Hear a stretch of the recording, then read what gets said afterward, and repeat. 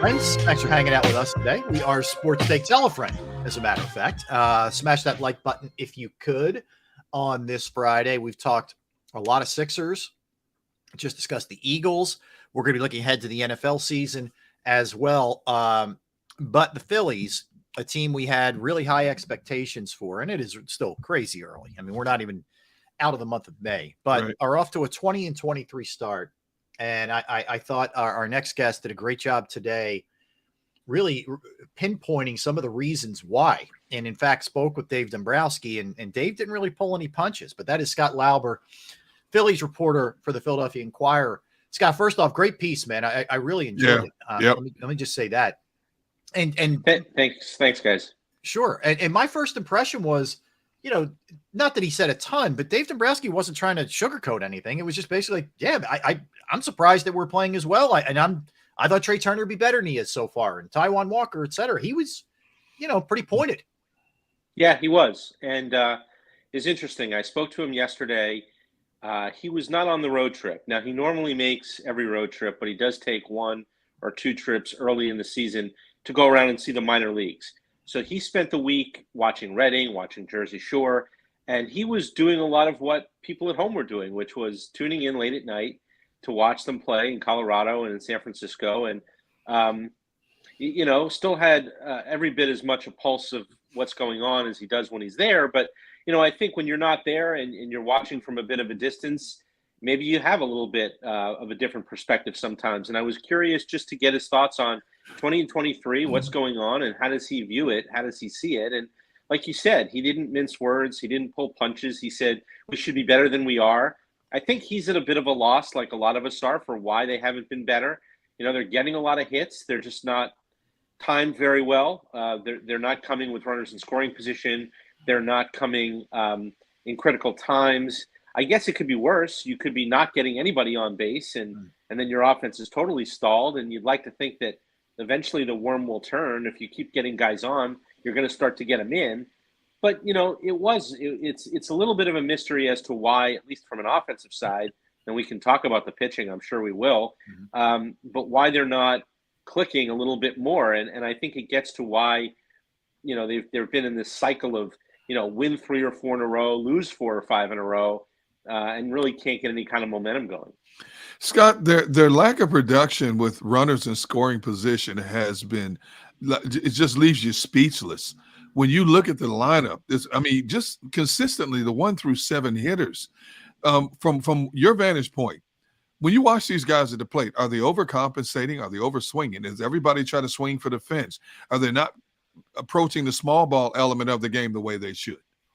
Well, it's hard not to say that they're not pressing because one of the things that they are doing is they're chasing pitches out of the zone more than they normally do. Yep. So, look, Kyle Schwarber is going to strike out a lot. It's just the kind of hitter that he is. He's going to hit a lot of home runs, but he's also going to strike out a lot. So, that's not entirely surprising to me, but it's surprising when you see Trey Turner go out of the zone and chase as much as he has. He doesn't strike out 200 times a year. And, that's what he's on pace for right now, or just about. So, it's hard to say like Trey Turner is not pressing right now. It's hard to say that some guys are not trying to do a little too much or trying to come out of their zone or do what they do well because the hits just aren't falling. So some of it's been bad luck. Schwarber hit into a double play in San Francisco where he just crushed the ball and it was one of those things. But yeah, you can certainly see that in some cases they are pressing a bit. And I think they all know that, the number with runners in scoring position is what it is. It's weird. They're like 4th in the league in hits and like 11th in runs scored. Jeez. So it shows you right there that they're just not getting the hits at the right times. Yeah, just to back up Scott's point, they're 2 for their last 39 with runners in scoring, which is, it sounds like I'm making this stuff up. I'm not, Scott. You referenced Trey Turner, and, there are a couple things that frustrate me. Look, sometimes you're just not going to get hits. Guys get off the slow starts. We saw it with Castellanos last year. Perhaps it's the change of uniforms and all those kind of things. It's a long season too, and I think he's too talented for this to keep up. Herein lies the frustration for me. A couple things. There have been several instances where I felt like he didn't necessarily bust it on the base paths. There was a play the other night, and I apologize. I don't remember if it was Colorado or San Francisco, where a line drive's hit and he sort of nonchalantly goes after it and doesn't catch it. He's got 5 steals on the year. And there was an instance the other day that was begging for him in the getaway game for him to take off on first base. Some of it feels like is a lack of effort. And we're not you, but like, it's not talked about quite that much in my estimation. And that really bothers me, frankly. Yeah, I mean, the one play that comes to mind for me was in Cincinnati. If you remember, there was a ground ball, an overthrow at first base, and he got thrown out at second. Yep. And it didn't look good. I talked to some people. I was at that series and talked to some people after the game, and nobody wanted to say that he wasn't hustling or that it was like a let up, but it didn't look good, right? Mm-hmm. And I don't know if he's one of those guys who's so athletic and so dynamic that things look easier than they are. Because I know what you're saying. I mean, there have been some times where it looks like he's not running hard. Mm. He's a pretty effortless guy, though. You think about those smooth slides. You think about, like they used to say the same thing when we were younger about Griffey, right? Like, Griffey nonchalanted everything. I don't think it was that so much as it just came easy to him, or it looked like it did. So I don't know if that's the case with Turner. I do know this, that I don't get the feeling that this is Castellanos 2.0. Mm. I don't think he's uncomfortable here. I was just going to say that. I don't. And look, I asked Dave Dombrowski about it yesterday, and again, he's a bit at a loss like the rest of us are. Like, it's not the first time Trey Turner has changed teams. He's been traded. It's not the first time he's played in a big market. He played in L.A. He's won a World Series. He came here. He already knew Kevin Long, the hitting coach. He was already friends with and had a good relationship with Bryce Harper and Kyle Schwarber. It's not like he's walking into this place and he's a fish out of water and he's uncomfortable and it's taken time to adjust. I don't get that feeling from him at all. I just don't think it's clicked yet for him. And I don't know whether it had something to do with, the weird spring training, being away at the WBC. He was hot as a pistol at the WBC, and you thought he'd carry that right into the season. I did write a story that just went online, actually just before we came on here, about the stolen base thing. I had a long conversation with him about it the other day in San Francisco, and I'll kind of give you the Cliff Notes version of the story. It's just that, like, he's very thoughtful about, like, when to go and when not to go, and he almost sort of not second guesses. He almost overthinks it sometimes. Like, is this the right situation? It's like, dude, you're the fastest runner in the game. You've got an 85% success rate over your career. Just go. And there have been times in his career where he's had coaches. Davey Lopes was his base running coach in Washington when he was super young, early in his career. And Davey Lopes used to just say, just go. Just go. Don't think about it. Just go. And I think there's got to be a little bit of just go for Trey Turner on the bases. Use your speed. Don't think it too much. Don't worry about who's batting behind you. Don't worry about, am I going to get thrown out? 85% of the time you're going to make Scott, it. On top of it, it's easier to steal now. Yes. I mean, let's be frank, with the disengagement and everything else with baseball, the percentages are way up. So they're even more in your favor.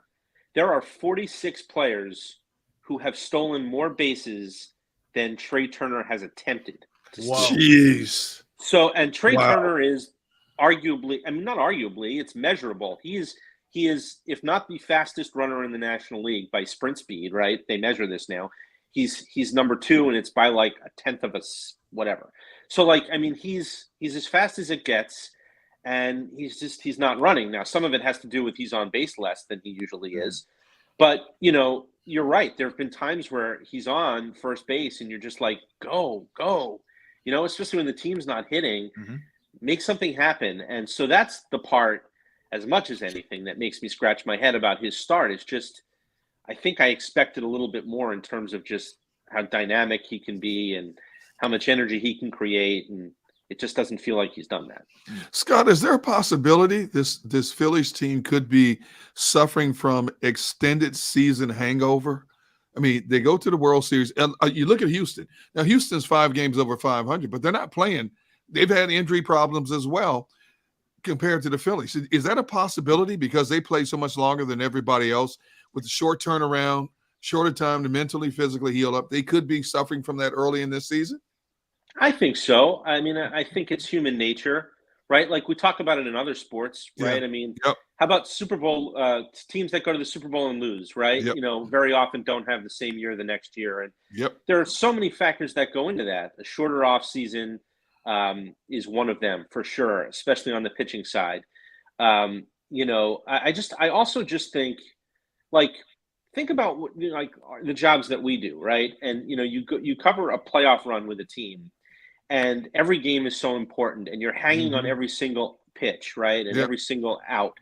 And then you come back for the next year, and it takes you a little while to sort of dig in again and feel like this is all very important again because of the stakes were so high the year before, the way it ended. So I do. I think there's probably something to that. And Turner alluded to it the other day. He said, "Look, we keep talking about the roster we have and how good we think we are, and then there's also the tendency when you come through a season like they had last year, where they had their challenges as the season went along, and they started 22 and 29 or whatever it Yeah. was, and they overcame all of that. There is also a human tendency to say, we'll figure it out. It's early still. Don't worry about it. We'll get there. Well, at some point, you have to do it. You have to kind of put your foot on the gas and go do it. And Turner said the other day in San Francisco, like, I feel like all we've done is talk, talk, talk. Now, Oh, Scott, you broke up for a second there, man. I don't know if you can hear us, but your video's frozen. So we'll pull him down for a second and see if we can get him straightened out. So there you go. Okay, we got you back. Oh, there Scott. we go. There we sorry go. about that. That's okay. Right. Yeah. But you basically the gist of it was, hey, look, we're the roster's so good, and we did it last year. Yeah. We'll Yeah. get this thing turned around. Yeah. Yeah, I mean, like Turner said the other day in San Francisco, it's like he said, I feel like all we've done is talk, talk, talk. Now it's time to actually do it, to play better. And there's no doubt about that. All right, let's go to the pitching, which we mentioned earlier. Taijuan Walker is the latest in your mind because of the way it went the other day. But they're really killing this bullpen, and the lack of length that you get. I mean, I think Wheeler and Nola have started to get it together, and now that you get Suarez back, that certainly could change things. But thus far, based off of what we're first 43 games, the starters have really hurt these guys, perhaps even more than the inconsistency with runners in scoring position. Walker's worrying me right now, Scott. I mean, you talk about a 6.53 ERA. And the pen, I thought they did a great job the other day, but eventually they're going to cave when you're asking to get you 8 innings. What's happening there, and what are some solutions? Yeah, I mean, look, we can talk all we want about the offense and runners in scoring position and whatnot. They will score runs. I guarantee it. I guarantee that they will be a better offensive team. I can't say that I can guarantee that the rotation's going to stabilize or figure it out, or that they're not going to burn out their bullpen. Like, to me, the biggest reason why they haven't been able to get on a roll yet, and when I say a roll, I mean like, reeling off like 16 out of 20 or something like that, is that their starting pitching hasn't been good enough to do that. And it's one thing when you have a fifth starter problem, the way the Phillies do. A lot of teams have a fifth starter problem. Right. They cycle through guys and they try to figure out. Sometimes they use a bullpen game and try to figure it all out. But, they got Taijuan Walker in here to kind of stabilize the middle of the rotation. Call him whatever you want, a number 3 or a number 4. He's kind of, him and Suarez are kind of 3 and 3A for me. And when Taijuan Walker's got an ERA of 6.5, and he's getting through 6 innings and maybe half of his starts, and he's walking 10% of the batters that he faces, that's not who he's been over his career. He's been a much better pitcher than that. So they thought they had it figured out. They really did 2 starts ago. He remember he had that really bad one at Dodger Stadium, and he talked about being too cute, nibbling too much. And so they sat him down and they said, let's simplify things. You've got like 6 pitches. Don't worry about all 6 of them. Use your splitter. It's your signature pitch. The splitter and the fastball really should be good enough. And against the Red Sox, it was good enough. Against the Rockies, it was good enough. And as long as he throws the fastball for strikes, the splitter is good enough to get guys out. He didn't throw the fastball for strikes against the Giants. And so what happened was he walked a couple of guys, and then he gave up some soft contact, not a ton of hard hit balls in that first inning, but he couldn't locate his fastball. So the Giants were like, well, we're just going to lay off the fastball, wait for the splitter, and when we get it, we're going to hit it. And they did that, and some balls fell in, and before you knew it, 4 runs were in, and he'd thrown 40 pitches, and he had to come out of that game. And Now your bullpen's got to go get 7+ innings to finish off the game, and it's he said afterwards he thinks it's a small fix, like a mechanical fix to maybe lock in the command. Well, it better be a small fix because they already don't have a fifth starter, and there's not a whole lot they can do about that given their options in the minor leagues. You really need Taijuan Walker to be much, much better than he has been in order to feel good about the rotation as a whole. Scott, when I look at this bullpen, they have the luxury to have closer by committee. Unlike most teams that have a definitive closer, they've got 3-4 arms. They can throw 98, 100 at any given second. But the inconsistency, and again, it's May, and I'm not panicking, but it's frustrating to watch because, prime example, Soto, the other night, game 2 against San Francisco. This dude was like the untouchable. Elliott Ness, the untouchable. The next night, he can't find the plate. And they tattoo him for 4 hits, 4 runs. And that's been the theme with that entire back end of that bullpen. Just when you think you've got somebody figured out in terms of what he's going to be when he steps to the mound, he does the complete opposite. I can't remember the last time I've seen anything like this. This team has the wealth of pitching, even with Suarez hurt, Alvarado hurt. They still have enough to get the job done, but they allow teams to dominate them at crucial innings and crucial stages of games. Yeah, I mean, other than Alvarado, who's out right now, right? Yeah. There's been kind of a little bit of up and down. I am not nearly as concerned about the bullpen and specifically the late guys. I mean, look at what Craig Kimbrell has done when he has had the proper amount of rest, right? Like, he's had some clunkers. There's no question about it. The 2 in Dodger Stadium were terrible, and that's one of the reasons why the ERA is what it is. But when he's on a normal kind of workload, he's been very good, and at his age, that's what he needs. You can't have this guy pitching, 2 out of every 3 days. Dominguez, I think, is okay. I think he's sort of taken some time to get into the rhythm of the season, but ultimately he's a good pitcher, and I think he's going to be fine. Same with Soto. I kind of wonder with Soto the other day whether the Giants picked something up with him. Maybe he was tipping because he strikes a lot of guys out. He strikes out like 30% of the batters he faces, and he gave up contact to like 7 consecutive hitters in that game against the Giants the other day in the 8th inning. And I wonder whether they knew something was coming or they picked something up on him. But, for the most part, he's been fine. There have been some clunkers here or there. So I think it's okay. I do think that they have the depth out there of arms that you mentioned. They can close with 4 different guys, maybe even 5 different guys. So ultimately, I think it's fine, but you can't use them all the time. You can't overtax these guys. And, that gets back to the 5th starter issue because what's the plan, Scott? They don't know yet. I mean, look, some of it depends on what happens tonight, what happens tomorrow. Like if Ranger Suarez gives them a short start tonight, which could happen, he's making his 2nd start coming back, they may need to go and get somebody to start Sunday. But if they can get some length from Suarez and from Nola and the bullpen is in relatively good shape, you could see either a bullpen game Sunday or you could see maybe an opener and then Matt Strahm for some bulk innings in the middle. Matt Strahm's another guy. He's pitched really well. Where would they be without him, right? But I get emails from people all the time saying, just put Matt Strahm in the rotation. Well, he hasn't been a starter, full-time starter since 2019. If you keep pitching him as often as they've pitched him, you're going to burn him out by the middle of the season, and then what are you going to be left with? So they need to watch him a little bit, and I think they feel that way, like, okay, we got to pump the brakes a little bit on Strahm, but you could use him in a bulk situation in the middle of a game where you've used an opener, or they might have to go get someone. And Rob Thompson hinted the other day that if they have to go get someone, it's not going to be Christopher Sanchez, and it's probably not going to be Plasmeyer. It might be someone off the roster. So get to know the name Noah Skiro, of all people. He's in AAA. He pitched in the World Baseball Classic for Canada. He's pitched okay in AAA. He got knocked around on Tuesday, I think it was, but he's pitched okay. Could be a guy who gets called up and added to the roster at some point here to maybe help get them through. But I don't know ultimately what the long-term – I think the long-term answer is the 5th starter is not here. It's either Andrew Painter in the second half if he's healthy, or it's a trade around the deadline. But it's May. How do you get from now until the deadline? Yeah, So great question. Interesting. Yeah. I was going to ask you, what's the plan with Painter? Like, what are the steps? What are ultimately what's their objective for him this season? their objective is for him to pitch for them, but late in the year. I think they're going to go slow. I think they're going to continue to be deliberate. So he's back in Clearwater. He was here last week for a check-in with the doctors. I'm told everything went well. They think everything is on the right course, but they're also not going to like all of a sudden put their foot on the accelerator here and, rush him back and all of that.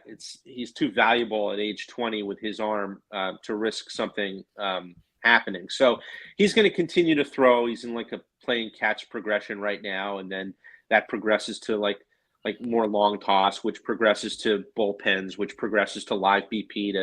Then he'll go to the minor leagues and stay in the minor leagues, and he'll.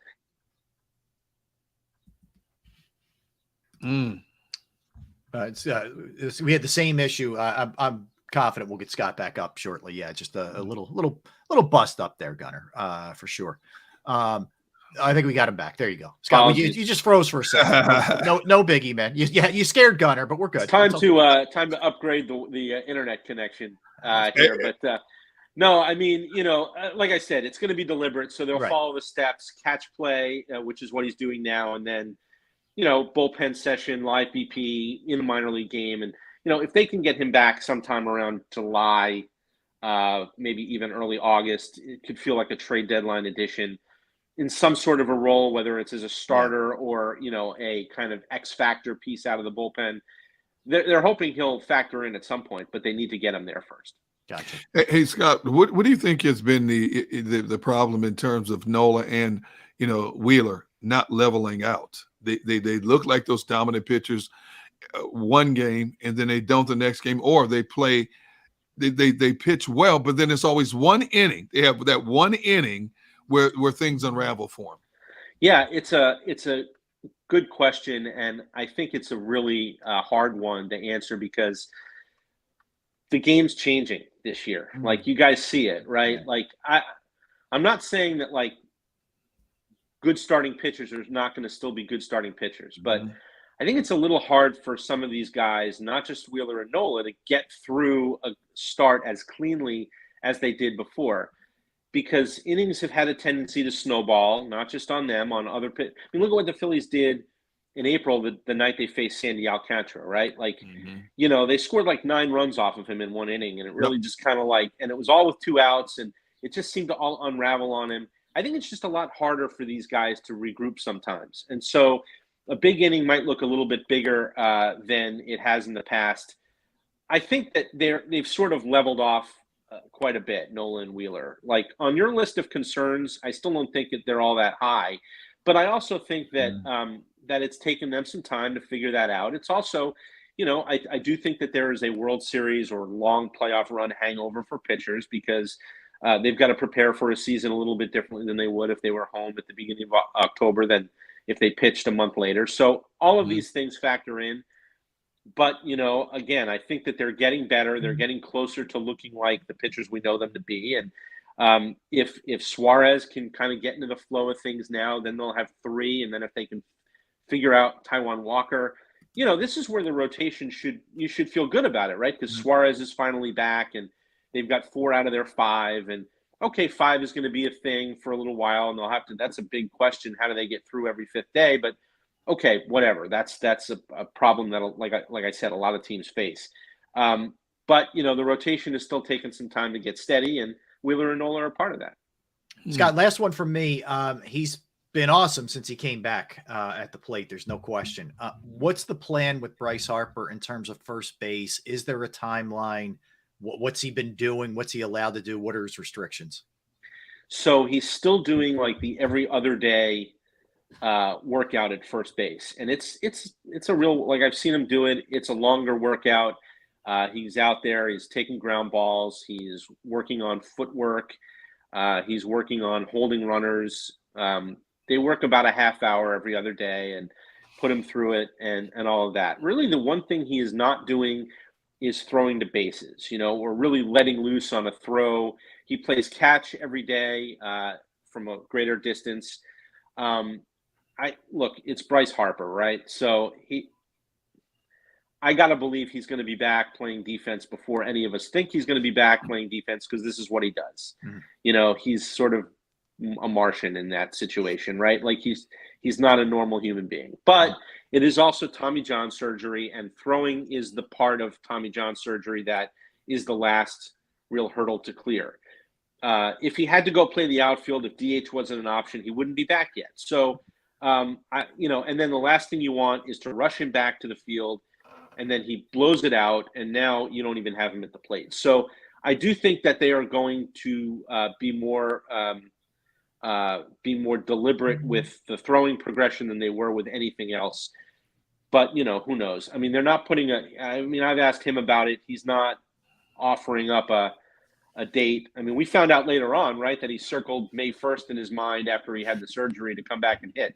So I'm sure he has a goal in mind, whether it's the All-Star break, whether it's just after that. I'm not sure what it is, but he also is very mindful of the fact that the last thing you want to do is is ramp up your throwing before the ligament. I mean, there is an anatomical aspect to this, right? Like, you have this surgery, you just can't throw before a certain time. So the fact that he's playing catch, I think, is right in line with what I've heard from most position players. You hear a lot of times like 6 months maybe before they really start to throw with a lot of force. So he's getting closer to the 6-month mark. I could see it being right around the All-Star break. And think about how much it'll free them up, because if he can play first base, now Schwarber can DH. You can do some things in left field. One thing they do have in the minor leagues is a depth of center fielders. Muzziotti has played well in AAA. Yohan Rojas has played well in AA. Pache is on the IL right now, but he'll be back. So they can do some things with some defense in the outfield if they had a spot to do it in. It could just free them up to do a lot of different things, become a little bit of a better defensive team, and maybe help them out that way. Yeah. No All right, Scott, before I let you go, I need you to talk my man Rob Ellis off the ledge, because he's concerned about Kyle Schwarber hitting $170, whatever the heck he is. Yeah. This is the same guy who had 46 home runs last year, 200 strikeouts. His highest batting average was 291 when he was in Boston, but he only played in 41 games. We've historically seen so many big boppers who hit 40, 45 home runs, but have a 230, 240 batting average. Will you please explain to him he's just going to have to accept Schwarber for what he is? All right, let me just say, hit it over the fence, or he's going to strike out. Okay. That's or he's it. going to walk, or he's going to walk. Or he's going to walk. Yeah, All right, Scott, but the only walk. thing I would say, and I hear Gunner. I am on the ledge too much with him. He's right. No argument. But does it have to be these extremes all the time? I mean, I thought with the ship being lifted, 230, I'm not asking much. 175, and I know he's typically a slow start. All right, sorry. Here, go ahead. Rob, I'll let you walk to the ledge on June 30th, or even let's say June 20th. A month. If we're into June, like June is Schwarber's month, right? True. Like his first name should be June. Yes. June is his month. So if he gets into June and it's more of the same, I'll step away and let you go to the ledge and do whatever you want. But like, this was where he was last year, I think. True. I don't know if it was as bad as 175 or whatever it is today, but this was kind of where it was last year. So, and he was leading off last year. True. At 175 or 180. Right. So, I think we got to let it get into June. We got to let the weather warm up. We got to let Schwarber be Schwarber. Okay. And if he's still not Schwarber in June, well, then we can talk, because then maybe we got something to worry about. All right, fair. All right. That's very pragmatic. Unfortunately, I'm not all the time.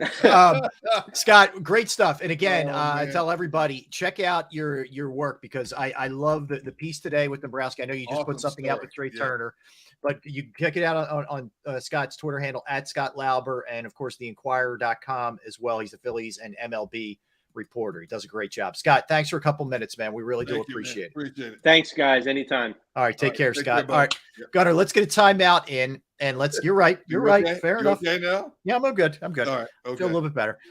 We'll come back and NFL. We'll set our sights on the NFL. We'll look at our AFC power rankings 1 through 5. We will. I agree with Big Sills here. For people who are old enough to remember, he has a lot of Dave Kingman in him. That's true. It is true. The one distinction is Schwarber's very good in a clubhouse. Dave Kingman was not very good in a clubhouse. No. But Their games are very similar. How many Not years great did Mark fielders. McGwire hit for high average? True. Yeah, true.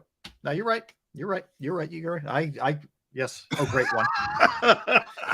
So we'll do our AFC rankings and we'll do our most vulnerable division winners. Who could take a step back from being a first place team last year? We'll do all those things when we come back. Don't go anywhere. That's Derek. I'm Rob. We're Sports Take, JAKIB Sports YouTube Network. Time to tell you about Flynn Tree Services. Yes, Flynn Tree Services is an experienced, licensed, and insured Pennsylvania tree services company that will trim or remove any unwanted trees off of your property. They are experts at trimming all types of trees. They serve southeastern Pennsylvania, South Jersey, and northern Delaware.